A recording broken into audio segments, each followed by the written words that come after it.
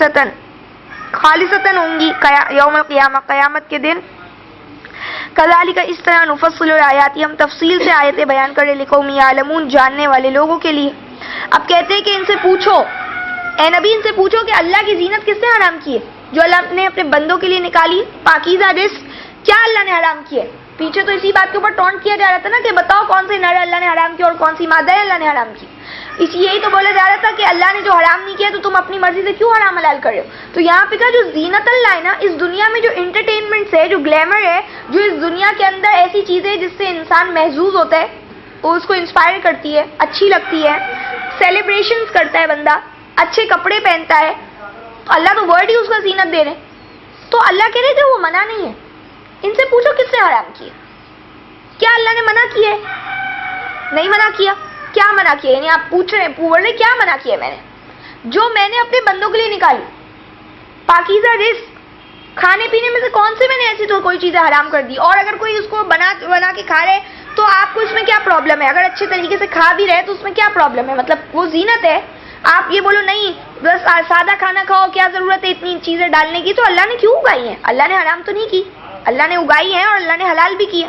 तो अल्लाह कह रहे कोई भी चीज मना नहीं है, सेलिब्रेशंस हो, चाहे आपकी कोई एंटरटेनमेंट्स हो, कोई भी चीज हराम नहीं है। ये बहुत बड़ी कानूनी बात है, आप लोग ये आयत का रेफरेंस याद रखें, क्योंकि ये अक्सर हमारे पास सवाल उठता है इसका, तो आपके पास ये जवाब होना चाहिए। अल्लाह फरमा रही है तो है ही उनके लिए जो ईमान वाले तो दुनिया भी अवेल करते हैं, वो तो दुनिया भी इनकी अच्छी होती है। और कह रहे खालिसतन होगी इनके लिए क़यामत के दिन, यानी कयामत के दिन इनको एक्चुअली मिलेगी, जो बिल्कुल प्योर मिलेगी। आज दुनिया में तो जैसी तैसी भी मिल रही है या नहीं भी मिल रहा है तो खैर है, लेकिन अल्लाह कह रहे हैं ईमान वालों के लिए। जैसे अल्लाह कहते कि जमीन के वारिस हम नेक बंदों को बनाएंगे, तो ईमान वाले क्यों नहीं एंजॉय कर सकते? हम कहते आप देखते हैं अक्सर टॉन्ट सुनने में आते हैं, तो बड़े दीनदार बनते हो तो ये सब चीजें तो तुम्हारे शौक तो इतने, तो शौक रखना कोई मना तो नहीं है, हुदूद में होना चाहिए। हद से मत बढ़ो, गफलत में मत पड़ जाओ, अल्लाह की हिदायत को मत भूल जाओ।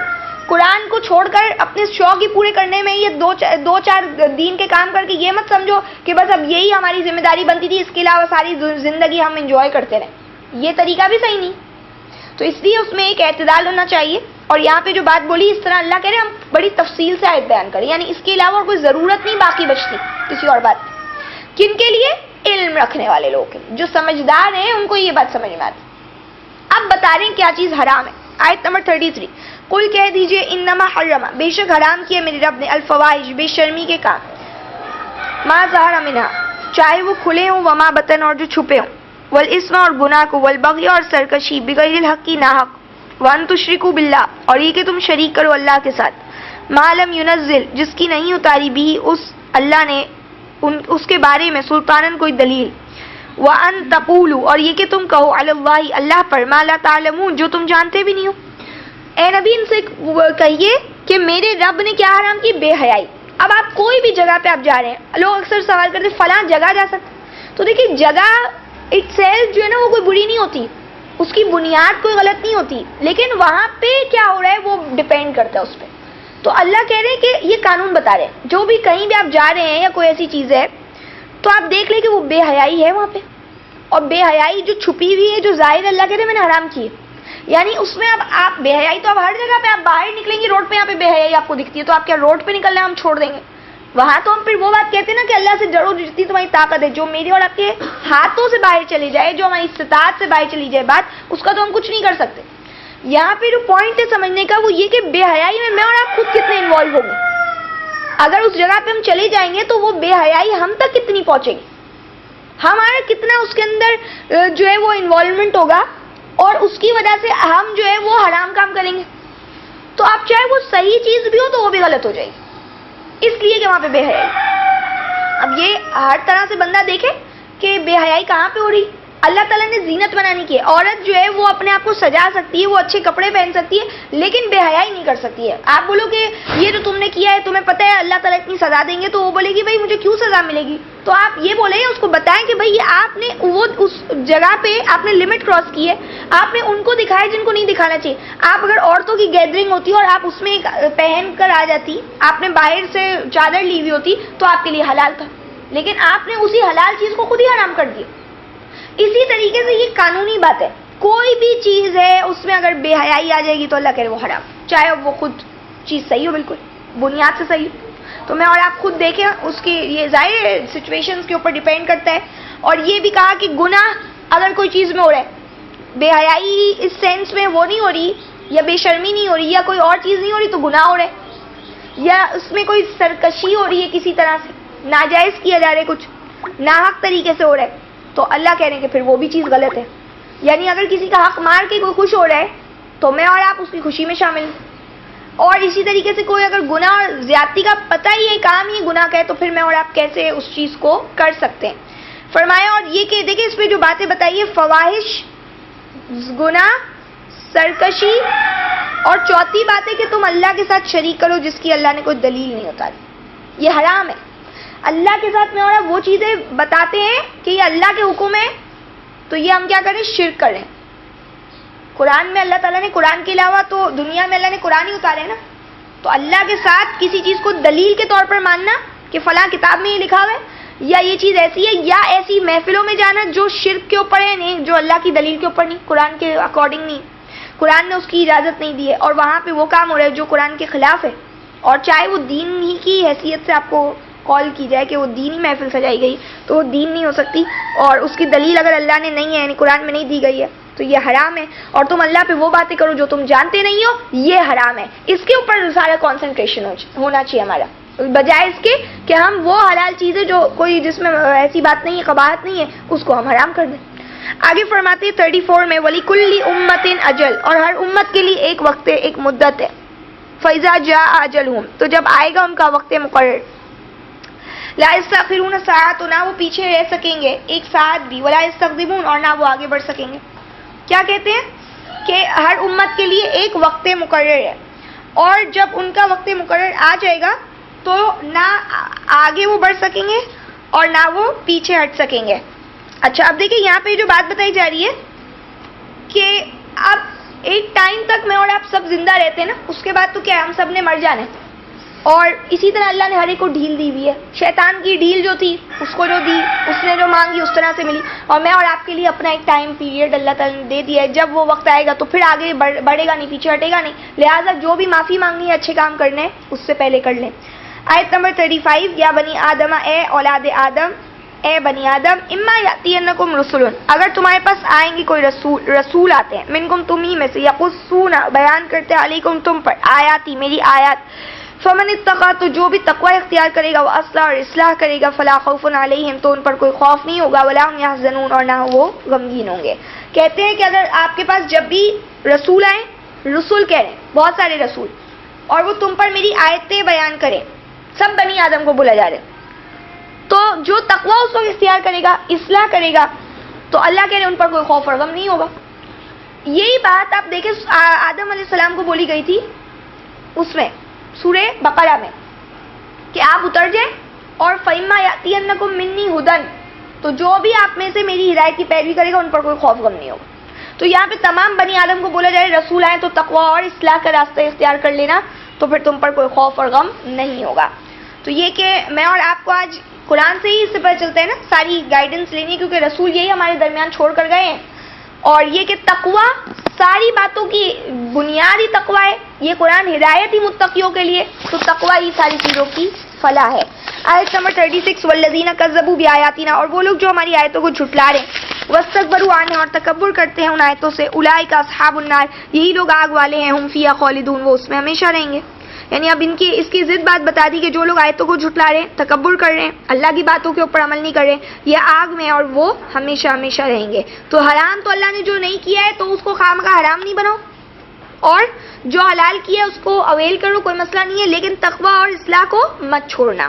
آیت نمبر 37، فمن اظلم، تو کون بڑا ظالم ہے، ممن افترا، اس سے جو گھڑے علی اللہ، اللہ پر کذبن، جھوٹ، او کذب بآیاتی، یا اس کی آیتوں کو جھٹلائے، اولئک ینالہم، یہی لوگ ان کو ملے گا، نصیبہم، ان کا حصہ، من الکتابی، جو لکھا ہوئے کتاب سے ہے، حتیٰ یہاں تک کہ اذا جاءتہم، آئیں گے ان کے پاس، رسولنا، ہمارے فرشتے، یتوفونہم، وہ ان کو وفات دیں گے، قالوا، تو کہیں گے، اینما کنتم، کہاں ہیں وہ جن کو تدعون من دون اللہ، تم پکارتے تھے اللہ کو چھوڑ کر، قالوا، وہ سب کہیں گے، ضلوا عنا، وہ سب ہم سے گم ہو گئے، وشہدوا، اور وہ گواہی دیں گے، علی انفسہم، اپنے ہی خلاف، انہم کانوا کافرین، کہ وہ سب کافر تھے. اب کیا کہتے ہیں کہ اس سے بڑا کون ظالم ہوگا جو اللہ پر جھوٹ گھڑتا ہے یا اس اللہ کی آیتوں کو جھٹلاتا ہے. تو یعنی اب جب اللہ کی آیتیں آ گئی ہیں تو اس سے بڑا ظالم تو بندہ کوئی نہیں ہے جو اللہ کی آیتوں کے اوپر یا تو اللہ پہ جھوٹ گھڑتا ہے اور یا اللہ کی آیت کو ریجیکٹ کر دیتا ہے, مانتا ہی نہیں ہے, اس کا عمل ہی اس کے اوپر نہیں ہے. تو اب اللہ کی تو ذمہ داری ختم ہو گئی نا, اب تو بندے کی ذمہ داری تھی کہ وہ اس پہ عمل کرتا. اللہ فرماتے کوئی بات نہیں, ان کو ان کا حصہ ضرور ملے گا کتاب سے. کتاب سے مطلب جو یہ لکھی ہوئی چیز ہے. کتاب کیا ہوتی ہے؟ ریٹن فارم میں جو چیز ہوتی ہے نا, تو یعنی ان کو وہ ان کا حصہ, یعنی وہ جو انہوں نے اچھے عمل کیے برے عمل کیے, یہاں جو بات آ رہی ہے برے عمل کی, تو جو برا عمل اس سے کیا ہے اس کو اس کی لکھی ہوئی جو بھی اللہ کے پاس ریکارڈ موجود ہے وہ اس کو بھگتے گا. یہاں پہ انہوں نے تقدیر لکھ دی ہے, لیکن تقدیر نہیں ہے, مقصد یہ ہے کہ وہ کتاب جو اللہ تعالیٰ نے اس نے اپنے ہاتھوں سے یعنی لکھی ہے, اپنے اعمال کی کتاب جو ہے اس کی, تو وہ اس کو اس کا حصہ ملے گا. گناہ تو اپنی مرضی سے کر رہے ہیں نا, اللہ تھوڑی کوئی ظالم ہے, تو وہ اس کو سہے گا. یہاں تک کہ اللہ کہتے ہیں کہ ہمارے رسول یعنی ہمارے فرشتے جو ہے وہ آ جائیں گے اس کے پاس. اچھا, اوپر یہ جو بات یہاں پہ بولی ہے نا کہ ان کو حصہ ملے گا ان کی کتاب سے, یعنی یا تو یوں بھی ہم کہہ سکتے ہیں, ڈھیل کی بات پیچھے چلی تھی, تو ان کو ان کا حصہ کتاب سے ملے گا, یعنی وہ جتنے ٹائم اس دنیا میں رہتے ہیں وہ رہیں گے جو اللہ کی کتاب میں لکھا ہوا ہے کہ یہ اتنا حصہ اتنا ٹائم گزاریں گے. یہاں پہ ہے تو یہ ظالم اللہ پہ جھوٹ بول رہے ہیں, یہاں تک کہ جب ان کے پاس رسول آ جائیں گے ہمارے, سمجھ رہے ہیں, یعنی وہ اپنا ٹائم پیریڈ گزاریں گے اس دنیا میں, یہاں تک کہ اب ان کی وفات کا وقت آئے گا. رسول یعنی فرشتے, میسنجرز جو بھیجے جاتے ہیں کس کے لیے؟ روح کے لیے, انسان کی نفس کے نکالنے کے لیے. تو کہتے ہیں کہ وہ ان کو وفات دیں گے اور کہیں گے تم کہاں رہے, کہاں ہیں اب تمہارے جن کو تم اللہ کو چھوڑ کر پکارتے رہے؟ تو کہیں گے آج ہم سے وہ گم ہو گئے. اور اللہ کہہ رہے ہیں کہ اپنے ہی اگینسٹ میں بات کر رہے ہوں گے کہ وہ کافر تھے, خود ہی گواہی دے رہے ہوں گے ہم کافر. یہ جیسا کہ پیچھے بتایا کہ وہ لوگ کہہ رہے ہوں گے کہ ہم غلط نہیں کر رہے تھے, یہاں پہ یہ لوگ خود ہی اپنے اگینسٹ گواہی دے رہے ہوں گے.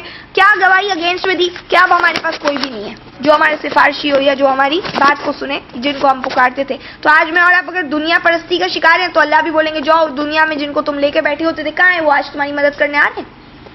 آیت نمبر 38, قولت خلو, ارشاد ہوگا, فرمائیں گے اللہ, ادخلوا داخل ہو جاؤ, فی امم, ان گروہوں کے ساتھ, قد خلت من قبلکم, یقیناً گزر چکی تم سے پہلے, من الجن, جنوں سے, والانس, اور انسانوں میں سے, فی النار, آگ میں, کلما دخلت, جب بھی داخل ہوگی, امتن, کوئی گروہ, لعنت اختہا, تو وہ بھیجے گا اپنی بہن پر.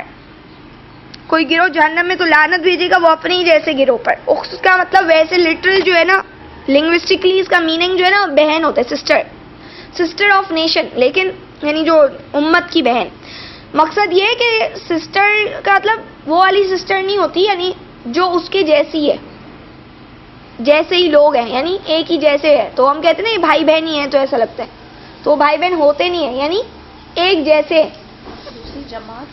جی, جماعت جو ہے نا, تو جماعت کی اخت ہے, وہ بہن ہے, یعنی اس کی جیسی جو جماعت, سمجھ رہے. کہتے ہیں حتی عزت دارکو, یہاں تک کہ جب وہ گر چکے ہوں گے اس میں, جمیعن سارے, قالت اخراہم, تو کہیں گے اپنے بعد آنے والوں کو, لأولاہم, اپنے سے پہلوں کے بارے میں, ربنا, اے ہمارے رب, ہؤلاء یضلون, یہ تھے جنہوں نے ہمیں گمراہ کیا تھا, فآتیہم, تو دیجئے انہیں, عذابا ضعفا, دگنا عذاب, من النار, آگ کا. قالا, تو وہ فرمائیں گے اللہ تعالیٰ, لکل ضعف, ہر ایک کے لیے دگنا ہی ہے, ولکن لا تعلمون, اور لیکن تم تو نہیں جانتے.